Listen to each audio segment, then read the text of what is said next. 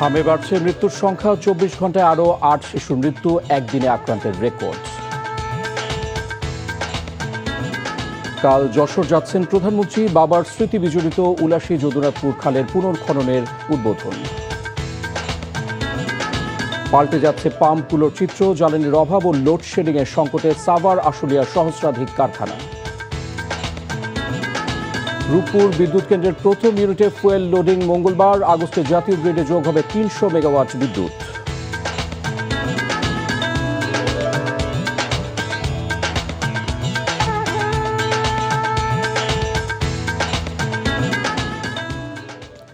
আসসালামু আলাইকুম, মোহাম্মদ ইফতেখার স্বাগত জানাচ্ছি এনটিভির দেশের খবরে। ক্রাউন সিমেন্ট শিরোনাম দেখছিলেন, এবার চলে যাব পুরো খবরে। দেশে উদ্বেগজনকভাবে বাড়ছে হামে আক্রান্ত রোগীর সংখ্যা। স্বাস্থ্য অধিদপ্তরের দেয়া সবশেষ 24 ঘন্টার তথ্যে সর্বোচ্চ 1421 জন শিশু আক্রান্তের রেকর্ড হয়েছে আজ। নতুন করে হামের উপসর্গ নিয়ে মারা গেছে 8 জন শিশু। এ নিয়ে গত 1.5 মাসে মোট মৃত্যু 217 জনের।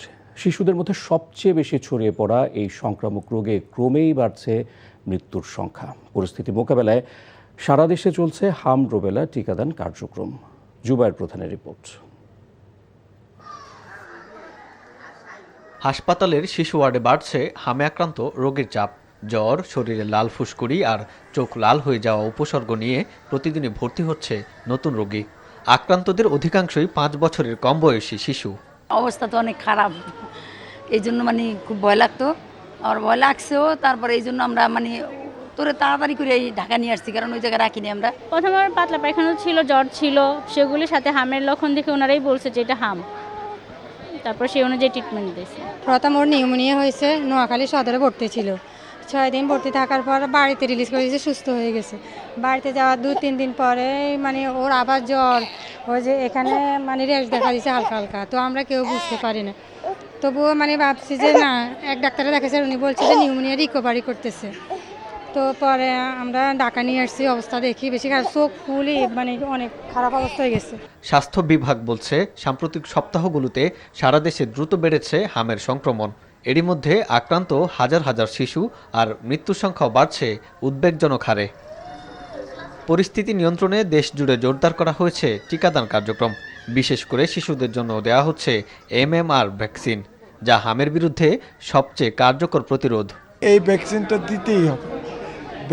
অনেক ভ্যাকসিন দিতে হয়, তার মধ্যে হামের ভ্যাকসিন একটা ইম্পর্টেন্ট। আর আমরা তো বুঝে নিই আমাদের দেশের যে এনভায়রনমেন্ট, এই এনভায়রনমেন্টে এটা আরও গুরুত্বপূর্ণ বিষয়। কারণ আমরা যদি হামের টিকাটা না দিই, তাহলে এটা ভবিষ্যতে অনেক অর্গানে এফেক্ট করে। সময়মতো টিকা নেওয়া, আক্রান্ত ব্যক্তিকে আলাদা রাখা এবং পরিষ্কার পরিচ্ছন্নতা বজায় রাখলে হামের ঝুঁকি অনেকটা কমানো সম্ভব।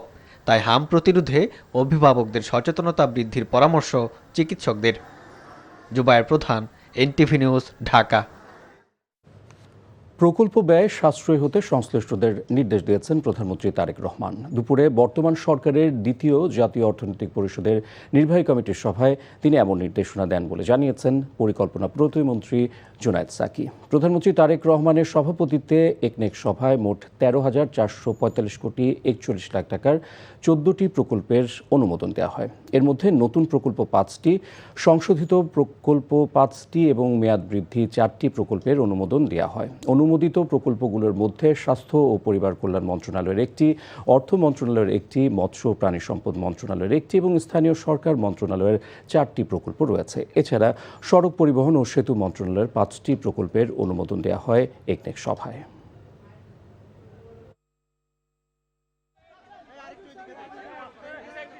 সতেরোটি প্রকল্প উপস্থাপিত হয়েছিল, তার মধ্যে 15টি নিয়ে আলোচনা হয়েছে। 17টি প্রকল্পের মধ্যে 6টি নতুন প্রকল্প ছিল, 7টি সংশোধনী প্রস্তাব আছে, আর 4টি মেয়াদ বৃদ্ধির প্রশ্ন আছে। বর্তমান সরকার তার যে প্রতিশ্রুত তার যে নির্বাচনী ইস্তেহার, তার যে পরিকল্পনা, 31 দফা কর্মসূচি, সবগুলোর সাথে সামঞ্জস্যপূর্ণ কতটা, এই সবগুলো দিক পরীক্ষা নিরীক্ষা করার জন্য নির্দেশনাটা আগেই এসছে এবং এই প্রক্রিয়াটা চলমান আছে। এর মধ্যেই কিন্তু আমাদের এগিয়ে যেতে হচ্ছে। একদিকে আমরা পরীক্ষা নিরীক্ষা করা হচ্ছে, রিভিউ করা হচ্ছে, আবার অন্যদিকে কাজও তো এগিয়ে নিয়ে যেতে হবে। ফলে দুটো যথাসম্ভব সামঞ্জস্য রেখে করার চেষ্টা করা হচ্ছে। আগামীকাল যশোর সফরে যাচ্ছেন প্রধানমন্ত্রী তারেক রহমান। এই সফরে শহীদ প্রেসিডেন্ট জিয়াউর রহমানের স্মৃতি বিজড়িত শার্শার উলাশী যদুনাথপুর খালের পুনর্খনন কার্যক্রম, 500 শয্যা বিশিষ্ট হাসপাতালে ভিত্তিপ্রস্তর স্থাপন সহ বেশ কয়েকটি প্রকল্পের উদ্বোধন ও সুধী সমাবেশে বক্তব্য রাখবেন প্রধানমন্ত্রী। তার এই সফর ঘিরে উচ্ছ্বসিত স্থানীয় নেতাকর্মীরা। যশোর থেকে সাইফুল ইসলাম সজলের তথ্য ছবিতে ইমরুল কায়েসের ডেস্ক রিপোর্ট।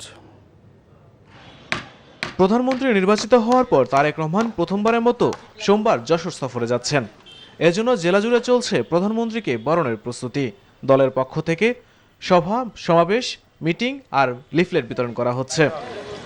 এই সফরে প্রধানমন্ত্রী বেশ কয়েকটি প্রকল্পের উদ্বোধন করবেন। যশোর শহরে 500 শয্যা বিশিষ্ট মেডিকেল কলেজ হাসপাতালের ভিত্তিপ্রস্তর স্থাপন, প্রায় 200 বছরের প্রাচীন ইনস্টিটিউট পাবলিক লাইব্রেরি পরিদর্শন, শহীদ রাষ্ট্রপতি জিয়াউর রহমানের স্মৃতিবিজড়িত উলাশী যদুনাথপুর খাল পুনর্খনন কাজের উদ্বোধন করবেন প্রধানমন্ত্রী তারেক রহমান। এরপর এক সুধী সমাবেশে জনসাধারণের জন্য বক্তব্য রাখবেন তিনি, যা নিয়ে দলীয় নেতাকর্মীদের মধ্যে ব্যাপক উচ্ছ্বাস। এটি আমাদের জন্য অত্যন্ত আনন্দের ব্যাপার। সেজন্য আমাদের উৎসাহ উদ্দীপনা যেমন আমাদের নেতাকর্মীদের মধ্যে আছে, তেমন সাধারণ মানুষের মধ্যে আছে। ব্যাপক উৎসাহ উদ্দীপনার মধ্য দিয়েই আমাদের প্রস্তুতি গ্রহণ করা হয়েছে এবং সমস্ত যশোর জেলা ঘিরেই এই প্রস্তুতি চলছে। যশোরের বিভিন্ন উন্নয়ন কর্মকাণ্ডের সঙ্গে তিনি সম্পৃক্ত হবেন। আমাদের যশোরের মানুষের দীর্ঘদিনের আকাঙ্ক্ষা, স্বাস্থ্যসেবার যে পর্যায়ে আমাদের প্রত্যাশা করেছিলাম, সেটা আসলে আমাদের ছিল না। সেইটা আমরা মনে করি যে সেটা আজকে 500 বেড হসপিটালে রূপান্তরিত করার জন্য আজকে আমাদের জনাব তারেক রহমান আমাদের ভিত্তিপ্রস্তর স্থাপন করবেন। জেলা প্রশাসন জানিয়েছে, সোমবার সকালে যশোর পৌঁছে বিভিন্ন কর্মসূচিতে যোগদান শেষে রাতে ঢাকা ফিরবেন প্রধানমন্ত্রী। তার সফরকে নির্বিঘ্ন করতে নিরাপত্তা সংক্রান্ত যাবতীয় প্রস্তুতি নেওয়া হয়েছে বলে জানান জেলা প্রশাসক মোহাম্মদ আশেক হাসান। উনি খাল খনন করে একটা গাছ রোপণ করবেন, গাছের চারা রোপণ করে সেখানে একটা সুদী সমাবেশে অংশগ্রহণ করবেন, ওখানে বক্তব্য দেবেন। আমরা সময় রেখেছি যতক্ষণ মাননীয় প্রধানমন্ত্রী জারি করেন। তো বক্তব্য শেষ করার পরে উনি ওখান থেকে চলে আসবেন আমাদের আর একটা পরবর্তী ইভেন্ট, যেটা যশোর মেডিকেল কলেজ হাসপাতালে। সেই হাসপাতালে এসে ভিত্তিপ্রস্তর স্থাপন করবেন। প্রধানমন্ত্রীর এই সফরের মধ্য দিয়ে যেসব প্রকল্প ও কর্মসূচির সূচনা হবে তা যথাযথভাবে বাস্তবায়ন হলে এই এলাকায় আর্থসামাজিক অবস্থার উন্নতি ঘটবে বলে মনে করছেন বিএনপির নেতাকর্মীরা। NTV news desk. জ্বালানির মূল্য বৃদ্ধির পর আজ রাজধানীর পাম্পগুলোতে উল্টো চিত্র। মাত্র কয়েক মিনিটে মিলছে কাঙ্ক্ষিত জ্বালানি তেল। দুপুর 1টায় হোটেল ইন্টারকন্টিনেন্টালের পাশে মেঘনা পেট্রোল পাম্পে গিয়ে দেখা যায় পাম্পে তেলের জন্য গাড়ির সিরিয়াল নেই বললেই চলে। দু একটি গাড়ি আসছে আর সাথে সাথেই তাদের তেল দিয়ে দেওয়া হচ্ছে। মোটরসাইকেলে কিছুটা লাইন থাকলেও তা দীর্ঘ নয়। মাত্র 10 থেকে 15 মিনিট অপেক্ষার পরেই বাইকাররা তেল নিয়ে পেট্রোল পাম্প ত্যাগ করছেন। এতদিনের ভোগান্তির পরে সহজে তেল পাওয়ায় অনেক খুশি গ্রাহকরা।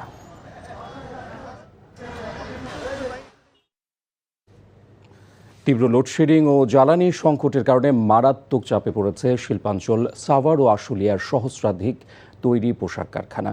চাহিদার তুলনায় অর্ধেকের কম সরবরাহ করায় দিনে রাতে 12 ঘন্টার বেশি লোডশেডিং করতে হচ্ছে। এর বাইরে জ্বালানি তেলের সংকটে জেনারেটর বন্ধ থাকায় ঘন্টার পর ঘন্টা বসে রাখা হচ্ছে শ্রমিকদের। এতে উৎপাদন অর্ধেকের মতো কমে আসায় গভীর সংকটে পড়েছেন শিল্প উদ্যোক্তারা। শিল্প মালিকরা বলেছেন, উৎপাদন খরচ 3 গুণ বাড়লেও প্রকৃত অর্থে উৎপাদন কমে গেছে।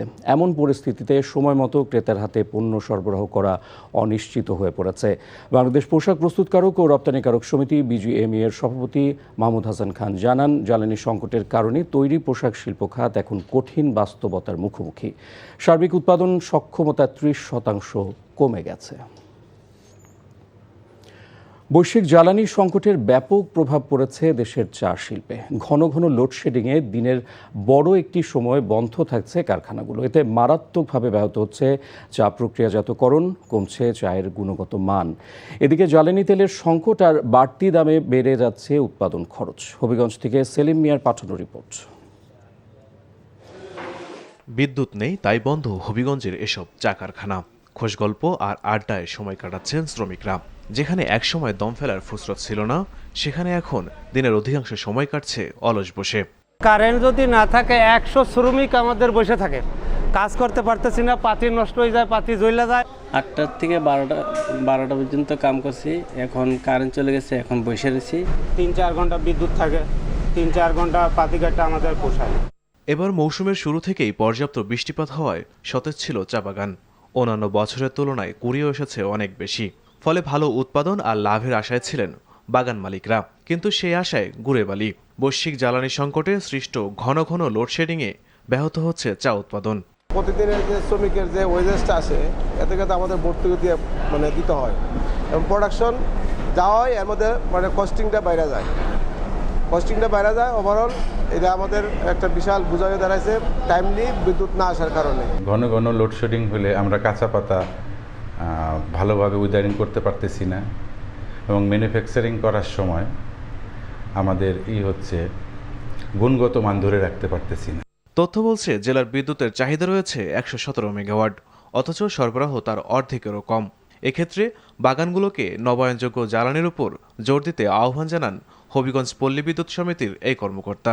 সোলার যাতে তারা সংযোগে যেতে পারে, সেক্ষেত্রে আমাদের যে করণীয় আছে আমরা সেইটা খুব দ্রুতই সে ব্যাপারে ব্যবস্থা নিচ্ছি। জ্বালানি সরবরাহ যদি স্বাভাবিক না হয়, যুদ্ধ যদি বন্ধ না হয়, তাহলে আসলে আমাদেরকে সবাইকে এই পরিস্থিতি মোকাবিলা করার জন্য ধৈর্য ধরা দরকার। হবিগঞ্জ জেলায় ছোট বড় মিলিয়ে 23টি চা বাগান রয়েছে। দেশের মোট চা উৎপাদনের প্রায় 22% আসে এই জেলা থেকে। NTV news desk. রূপপুর পারমাণবিক বিদ্যুৎ কেন্দ্রের প্রথম ইউনিটে ফুয়েল লোডিং হচ্ছে আগামী মঙ্গলবার। সচিবালয়ে একথা জানান বিজ্ঞান ও প্রযুক্তিমন্ত্রী ফকির মাহবুব আনাম। এই ফুয়েলিং চালু হলে আগামী আগস্ট মাসে জাতীয় গ্রিডে 300 মেগাওয়াট বিদ্যুৎ যোগ হবে। পারমাণবিক বিদ্যুৎ কেন্দ্র থেকে উৎপাদিত বিদ্যুৎ জাতীয় গ্রিডে যোগ হওয়ার সময় রূপপুরে প্রধানমন্ত্রী তারেক রহমান উপস্থিত থাকবেন বলেও জানান মন্ত্রী। 2027 সালের জানুয়ারিতে প্রথম ইউনিট থেকে 1100 মেগাওয়াট বিদ্যুৎ জাতীয় গ্রিডে যুক্ত হবে। আগামী বছরের জুনে দ্বিতীয় ইউনিটে ফুয়েল লোডিং শুরু হবে। 27 সালের সেপ্টেম্বর নাগাদ রূপপুর থেকে জাতীয় গ্রিডে 2200 মেগাওয়াট বিদ্যুৎ যুক্ত হবে। গুজব ছড়িয়ে কেউ যদি কোনোভাবে পরীক্ষাকে প্রশ্নবিদ্ধ করার চেষ্টা করে তাদের বিরুদ্ধে কঠোর ব্যবস্থা নেওয়া হবে বলে হুঁশিয়ারি দিয়েছেন শিক্ষামন্ত্রী এহসানুল হক মিলন। সকালে ইউজিসি অডিটোরিয়ামে বিশ্ব মেধাস্বত্ব দিবস 2026 উপলক্ষে আয়োজিত অনুষ্ঠানে তিনি এসব কথা বলেন। মন্ত্রী জানান, সুন্দর ও সুষ্ঠু পরিবেশে পরীক্ষা আয়োজনের জন্য সব ধরনের প্রস্তুতি রয়েছে। এ সময় প্রাইভেট বিশ্ববিদ্যালয়গুলোর বিষয়ে তিনি বলেন, বিভিন্ন প্রস্তাব আসলেও সেগুলোর বাস্তবায়নের দিক এখনো স্পষ্ট নয়। মন্ত্রী বলেন, ইউনিফর্ম পরেও কেউ শিক্ষক মন্ত্রীদের প্রতি কটূক্তি করতে দ্বিধাবোধ না করার বিষয়টিকে নৈতিকতার অবক্ষয় বলে মনে করেন তিনি। যে কোনো সংবাদ প্রচারের আগে যাচাই বাছাই করে প্রকাশ করার জন্য গণমাধ্যমের প্রতি আহ্বানও জানান শিক্ষামন্ত্রী।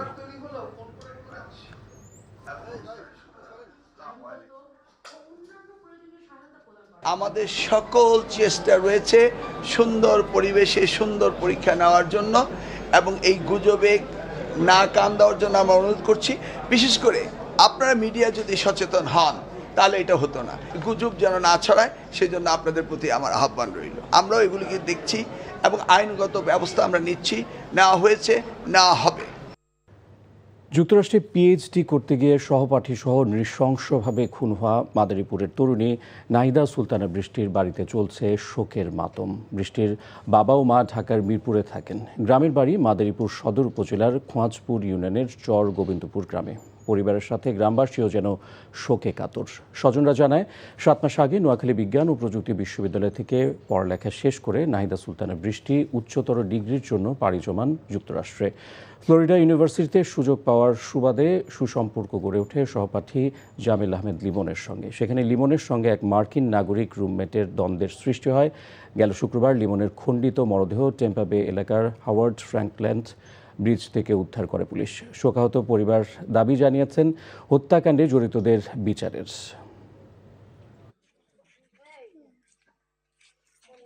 ও তো ভালো স্টুডেন্ট ছিল ও ডক্টরিং করার জন্য ওইটা সে গেছে। তখন উপযুক্ত বিচার যেভাবে বিচার করার জন্য দরকার সেইভাবে বিচার নাহিদা সুলতানা বৃষ্টি দুজনে বন্ধু নাকি, তো তারা একসাথে বের হয়েছিল। ওইখান থেকে জামিল হাসান লিমন, তাকে নাকি 10টার দিকে নেওয়া হয়েছে। আর নাহিদা সুলতানা বৃষ্টি যিনি আমার আপু, ওনারা 9টার দিকে নেওয়া হয়েছে ক্যাম্পাস থেকে। কৃষক শ্রমিকের উন্নয়নে বিএনপি অতীতে কাজ করেছে, ভবিষ্যতেও কাজ করে যাবে বলে মন্তব্য করেছেন পার্বত্য চট্টগ্রাম বিষয়ক মন্ত্রী দীপেন দেওয়ান। সকালে রাঙ্গামাটির সাপছড়ি ও কুতুকছড়ি ইউনিয়নে মানিকছড়ি ছড়া ব্রিজ থেকে বড়পাড়া নালা পর্যন্ত এবং কুতুকছড়ি বাজার থেকে মনতলা পর্যন্ত মাউরুম খাল খনন কর্মসূচির উদ্বোধন শেষে সাংবাদিকদের এসব কথা বলেন মন্ত্রী। জেলা প্রশাসক নাজমা আশরাফি, সদর উপজেলা নির্বাহী কর্মকর্তা কামরুল হোসেন চৌধুরী এ সময় উপস্থিত ছিলেন।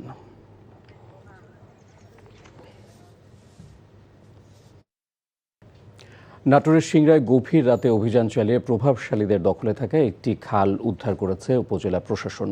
এলাকাবাসী জানায়, স্থানীয় একটি প্রভাবশালী মহল জোরপূর্বক উপজেলার ইটালি ইউনিয়নের সাতপুকুরিয়া থেকে ইন্দ্রাসন পর্যন্ত খালের 1 কিলোমিটার অংশে বাঁধ দিয়ে পানি প্রবাহ বন্ধ করে মাছ চাষ শুরু করে। এতে খালের অপর অংশ পানি শূন্য হয়ে পড়ে।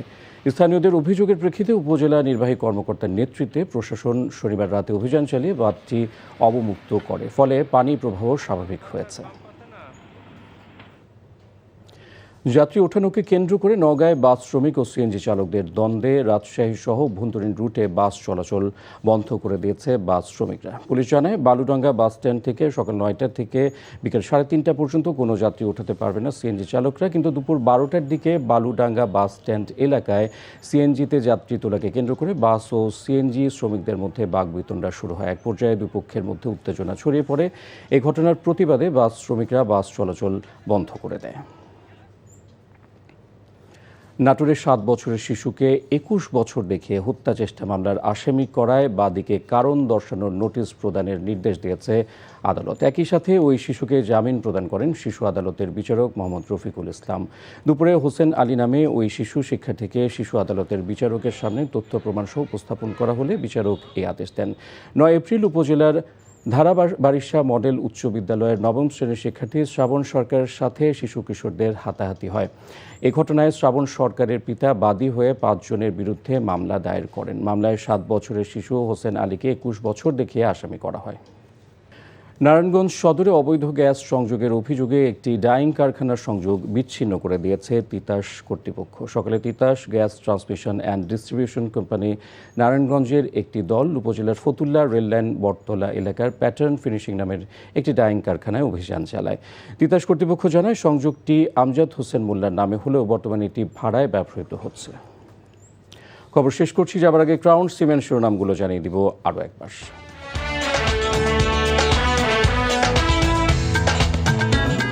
হামে বাড়ছে মৃত্যুর সংখ্যা, 24 ঘন্টায় আরও 8 শিশুর মৃত্যু, একদিনে আক্রান্তের রেকর্ড।